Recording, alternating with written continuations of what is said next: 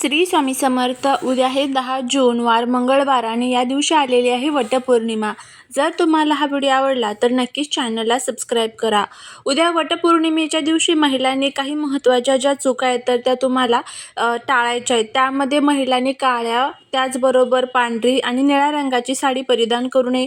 बांगड्या घालत असताना हिरव्या, लाल किंवा मग पिवळ्या रंगाच्या बांगड्या परिधान कराव्या. वडाच्या झाडाच्या फांदी ही चुकूनही या दिवशी तोडू नये. त्याचबरोबर तुम्हाला जर मासिक धर्म असेल आणि मासिक धर्माचा पहिला, दुसरा, तिसरा किंवा चौथा दिवस असेल तर अशा महिलांनी वडाच्या झाडाची पूजा करू नये. फक्त त्यांनी उपवास करावा आणि 5वा दिवस जर असेल तर मग तुम्ही पूजा करू शकतात आणि उपवास देखील करू शकतात.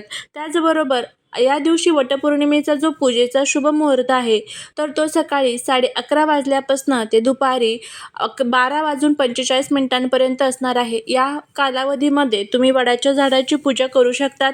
आणि उद्या वटपौर्णिमेचा जो राहू काळ आहे तर या राहू काळामध्ये चुकूनही आपल्याला वडाच्या झाडाची पूजा जी आहे तर ती करायची नाही आहे. तर वडाच्या झाडाची पूजा करण्यासाठी हा राहू काळ कोणता आहे हे बघण्यासाठी खाली दिलेल्या त्रिकोणावरती क्लिक करा. त्यामध्ये अगदी संपूर्ण माहिती व्यवस्थितपणे तुम्हाला मिळून जाईल.